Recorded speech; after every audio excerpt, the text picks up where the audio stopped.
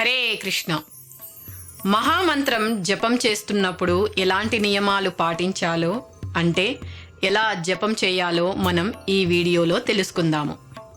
జపం సాధన మొదలుపెట్టినప్పుడు అంటే కొత్తగా అప్పుడే జపం చేస్తున్న వారి యొక్క సందేహాల గురించి తెలుసుకుందాము. మొట్టమొదట బ్రహ్మ, నారద, వేదవ్యాస దేవుడు, శ్రీ చైతన్య మహాప్రభు వంటి ఇంకా ఎందరో దేవతల, ఋషుల, భక్తుల, రాజుల, గురుదేవుల ఆదేశ ప్రకారం ఈ కలియుగంలో నామరూపంలో ఉన్న భగవంతుని నామాన్ని జపంగా చేయాలి. ఆ నామాన్ని మనం కీర్తించాలి. ఆ నామ జపమే ఈ కల్మషాన్ని నాశనం చేస్తుంది.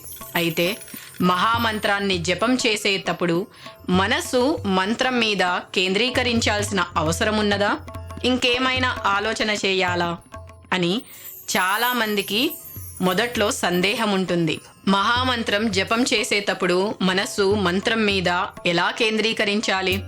అయితే మహామంత్రం జపం చేసేటప్పుడు పాటించాల్సిన సరళమైన పద్ధతి శ్రీల ప్రభుపాదుల వారు మనకు చెప్పారు. అదేమిటంటే జపం చేస్తున్న సమయంలో వేరేది ఏదీ చేయడానికి ప్రయత్నం చేయకూడదు.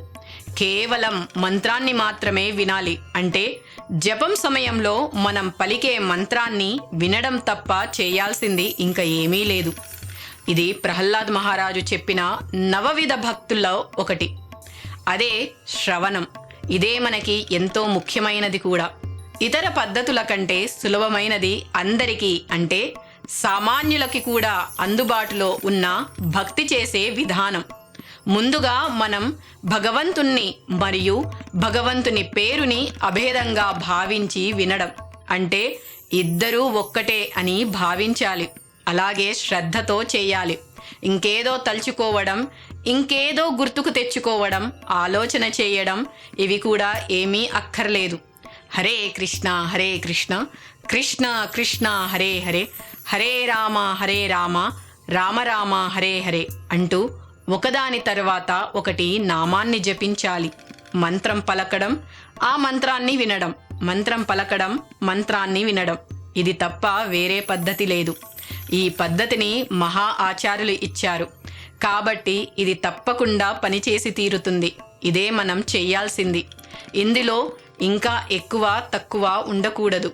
ఇక్కడ మహామంత్రం చాలా ముఖ్యమైనది. ఎందుకంటే కలియుగంలో భగవంతుడు నామస్వరూపంలో ఉంటారు.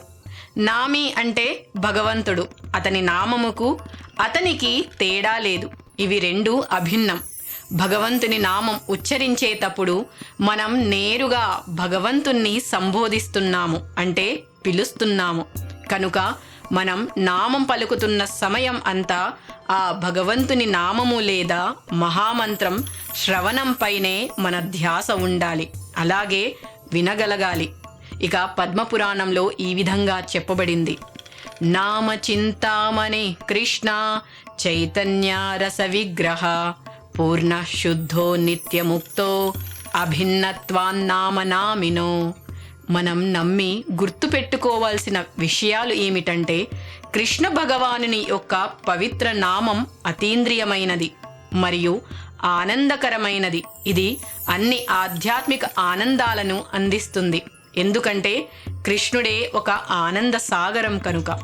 కృష్ణుని నామము సంపూర్ణం మరియు ఇది ఒక మధుర స్వరూపం.